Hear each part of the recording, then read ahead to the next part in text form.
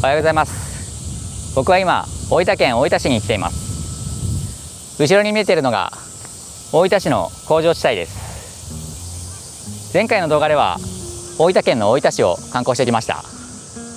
今回は大分市の隣にある山のエリア豊後大野市に向かいます。前回の動画でここの夜景を見たんですが、朝の景色も見たくなって来ちゃいました。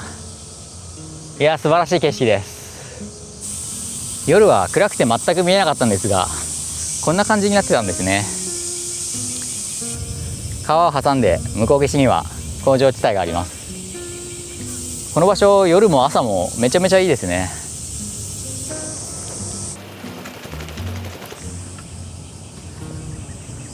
それでは早速豊後大野市に向かいます。いやー、汗かいた。今回の旅の目的地は大分県豊後大野市。大分県の南西部にある町で、人口はおよそ3万2000人。大分市内からは車や電車で4、50分ほど、アクセスもしやすい場所です。豊後大野市は日本のジオパークにも認定されていて、自然豊かな場所としても知られています。まずは豊後大野市に向かう途中で大分のご当地グルメを味わうことにしました。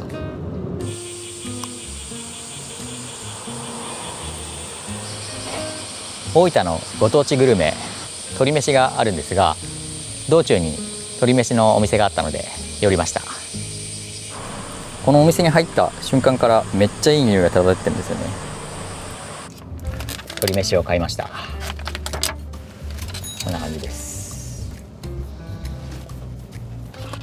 いただきます。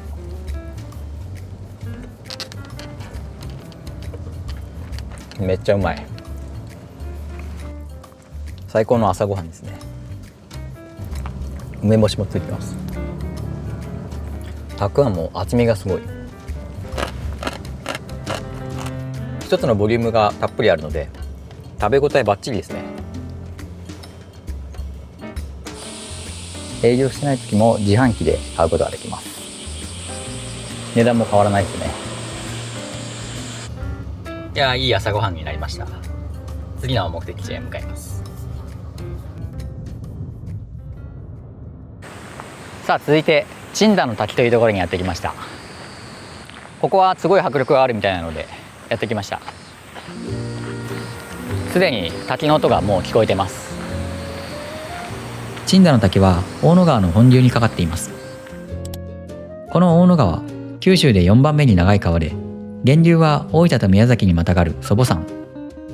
前回の動画で大分市の工場夜景を眺めたのもこの大野川の河口です。そんな大野川を遡って中流にある豊後大野市までやってきました。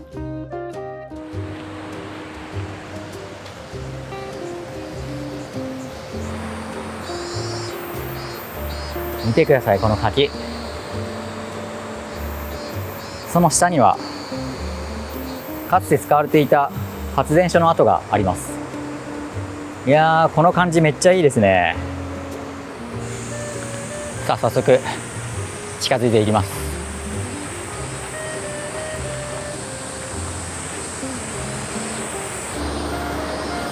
いやー、すごい雰囲気ですね。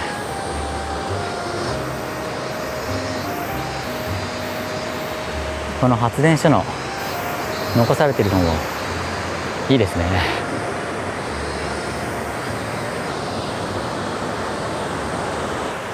そして発電所の方はちゃんと整備されて行けるようになってます。こりゃすごいわ。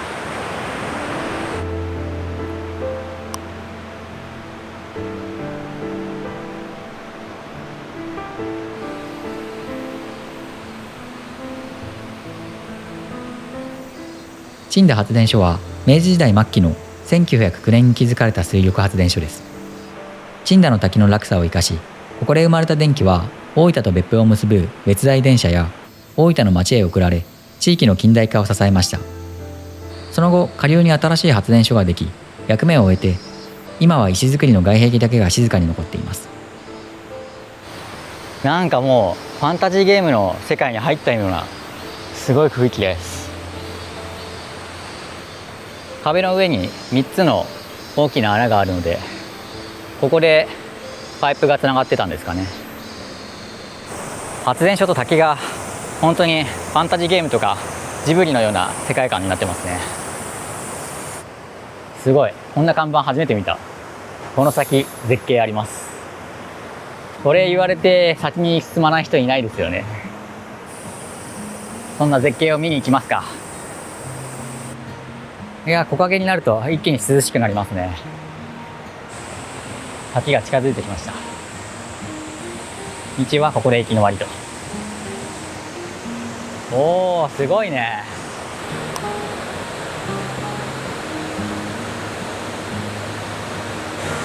いやー、確かに絶景ですね。めちゃめちゃ迫力ありますね。で、滝の落下する部分には柱状節理の岩が見えます。途中で岩が顔を出してるのもめちゃくちゃ雰囲気あっていいですね。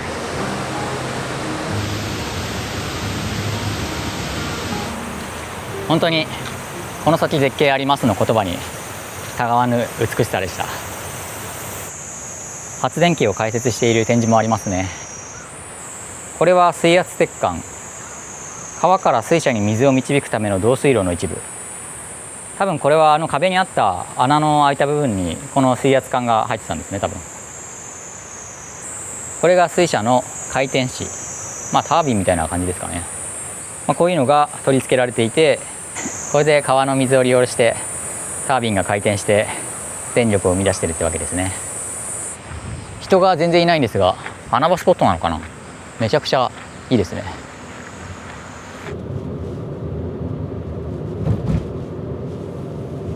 さあ、続いて山の中を走ってきて不光寺という場所にやってきました。ここには崖に掘られた大仏様があるそうなので、それを見に来ました。不光寺、参道と歩道2つの種類で行けるんですね。参道で行きますか。本当に森の中にあるお寺って感じですね。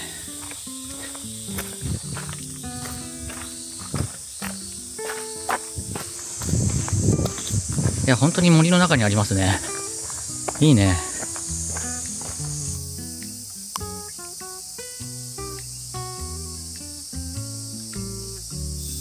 かつ熱烈歓迎。すごい。幸せと平和の鐘、鳴らしますか。引っ張ると鳴るみたいです。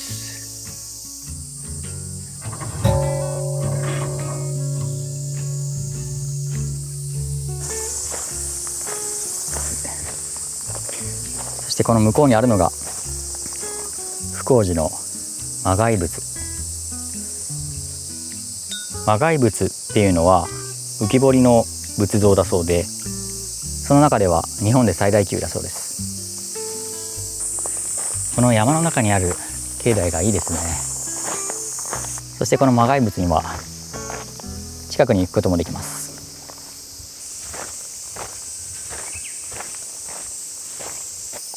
ここは紫陽花寺としても知られているそうで、6月にはこの辺りが紫陽花で咲き誇るらしいです。残ってる紫陽花もあります。魔骸仏の下までやってきました。迫力ありますね。中央の像が不動明王像で、その両脇が童子像ですね。なんか説明にも書いてあったんですが、不動明王なんですが、雨風にさらされて表情がすごい穏やかな表情になってますね。本当に真下まで来ることができます。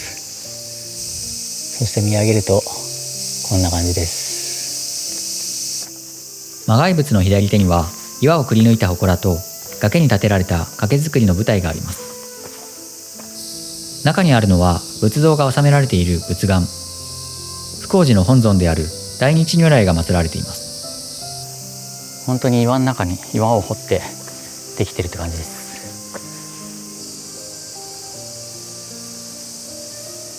すごい景色です。さらに奥にも続いてますね。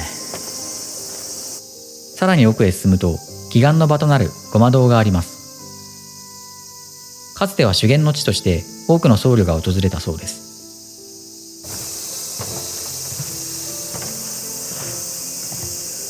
そしてここにも岩に彫られた像がありますね。何か長い剣のようなものを持ってますね。いやー、この山の中にあるロケーションだからこそこの雰囲気が醸し出されてます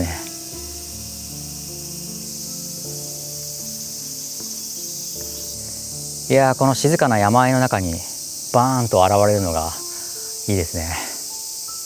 このロケーション素晴らしいです。本当に今日とかめちゃくちゃ暑いんですけど、日差しが遮られているので意外と涼しいんですよね。それも良かった。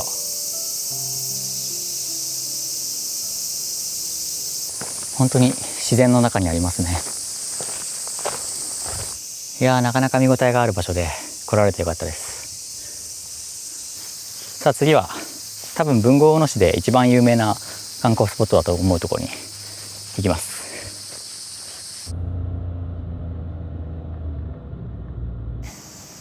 さあ続いてやってきたのは道の駅原尻の滝です。ここは原尻の滝を見に来たんですが、道の駅と一緒になってるみたいですね。こんな感じで結構広々とした道の駅ですね。道の駅の目の前にジェラート屋さんがあったんで食べます。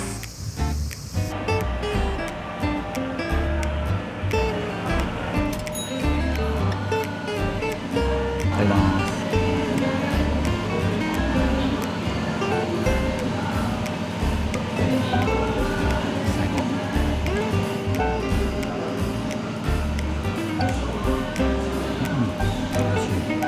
ここのジェラートめちゃくちゃ美味しかったですね。ちょっと帰りにもう一個食べようかな。大分県全体のマップを見てみると別府湾がここにあって、大分市がこの辺りですね。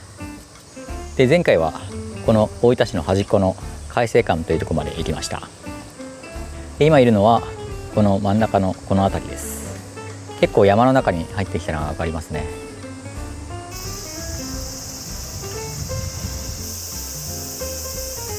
原尻の滝の目の前にあるそうめん流しのお店龍宮さんという部分にやってきました。ここでお昼ご飯食べます。こちらのお店は1年を通してそうめん流しが楽しめるのが特徴です。そうめん以外にもそばやうどん、鮎の塩焼きやスイーツなどメニューもとても豊富。今回いただいたのはざるそばと天ぷらのセットです。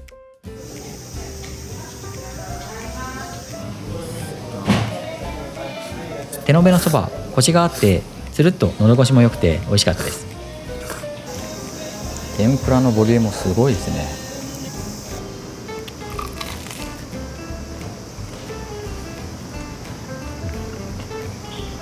ナスもこの大きさですよ。すごい。古民家風の落ち着いた店内でゆったりと食事を楽しめました。いやめっちゃ美味しかったですね。そしてボリュームがすごい。いやーめちゃくちゃ満足度が高いお店です。原尻の滝の一番近い店だと思うんでおすすめのお店です。満腹になりました。なのでこれから滝を見学しながらカロリー消費したいと思います。おー、いやすごいですね。この場所は東洋のナイアガラって言われてるみたいで、幅120メートル、高さ12メートルあるらしいです。この辺りは結構田園風景の景色なんですけど、急にこんな滝が現れるので、なかなか珍しい地形してますね。滝の前には吊り橋もありますね。そして滝の上を歩くこともできます。さらに滝の下にも行くことができて、本当に滝の周りを360度楽しめるスポットですね。滝の近くまで行けるみたいなので降りてみようと思います。見上げると吊り橋があります。足元はゴツゴツした岩があって歩きにくいですが、めっちゃ近くまで近づけますね。下まで来るとなかなか迫力がありますね。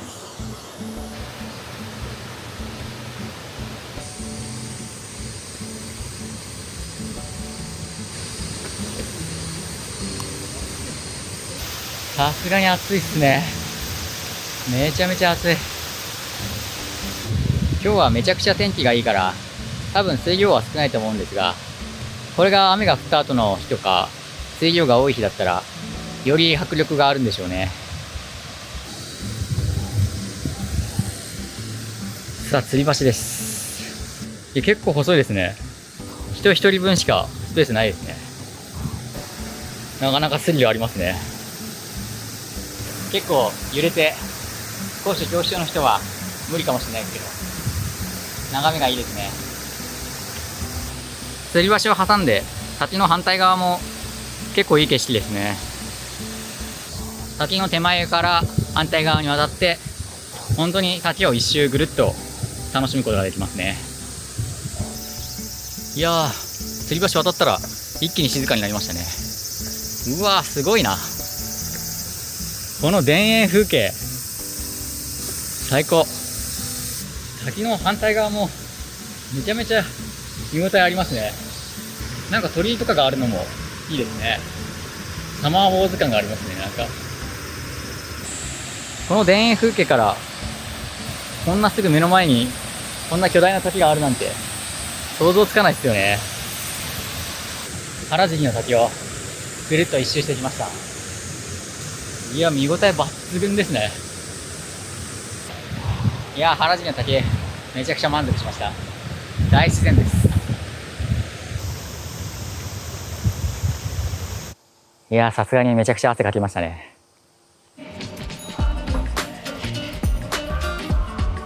ということで本日2度目のジェラートいただきます。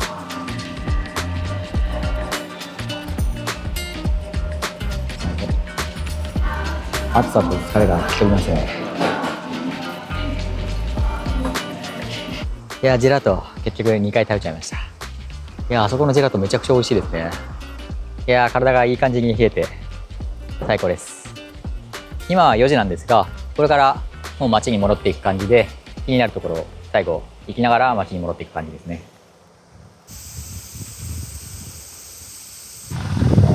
小形駅にやってきました。田舎の駅って感じがいいですね。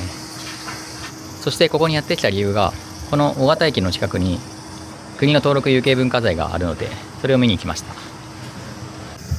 もう小形駅から目の前に見えます。旧小形村役場です。かわいいね。さあ、駅前から上まで登ってきました。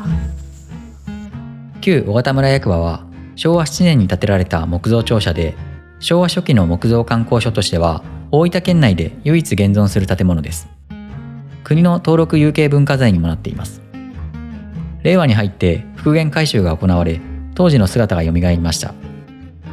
残念ながら中の見学はできないので外観でしか楽しめないんですが、来てよかったですね。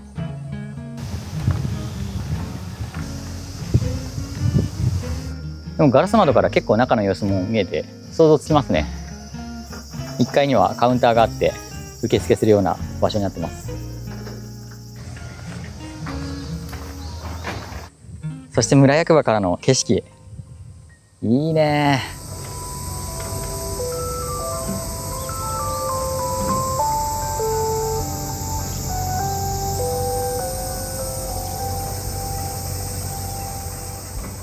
いや、こういう景色が見たくて九州に越してきたと思えるような景色ですね。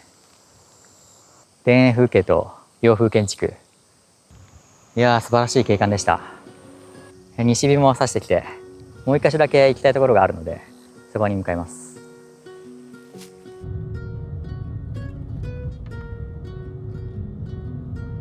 さあ、最後にやってきたのが岩戸の景観という場所です。ここはご覧のように巨大な岸壁にトンネルが掘られていて、そこに掘られたトンネルと鉄橋が接続している場所です。高さ50メートル、幅500メートルの大絶壁です。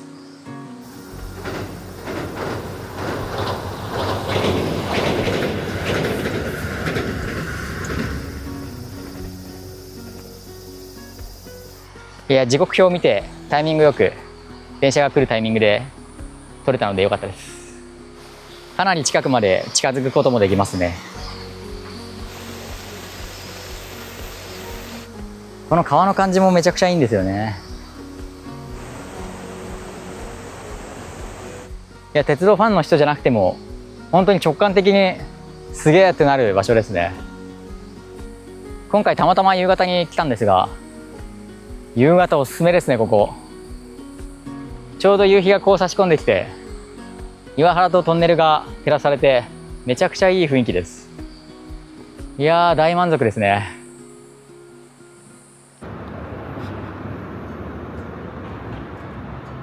ということで、豊後大野市から大分市へ帰ってきました。豊後大野市は山、川、そして田園風景って感じで、自然がすごい気持ちいい場所でしたね。特に夏は青々とした緑が生えて、かなりぴったりの季節じゃないかと思います。この動画が参考になれば幸いです。最後までご視聴ありがとうございました。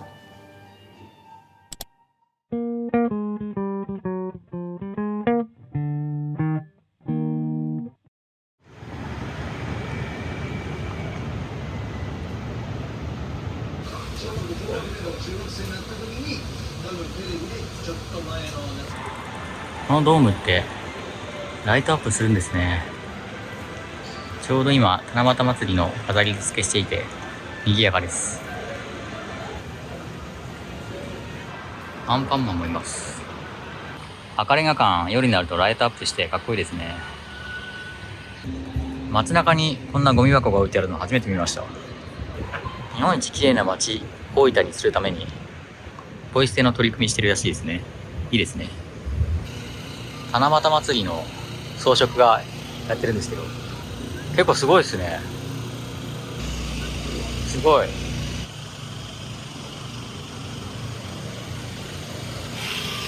いやー、タイミングよく見られてよかったですね。マイメロもいますね。いやー、改めて見てもやっぱり大分駅大きいですね。めっちゃ賑わってます。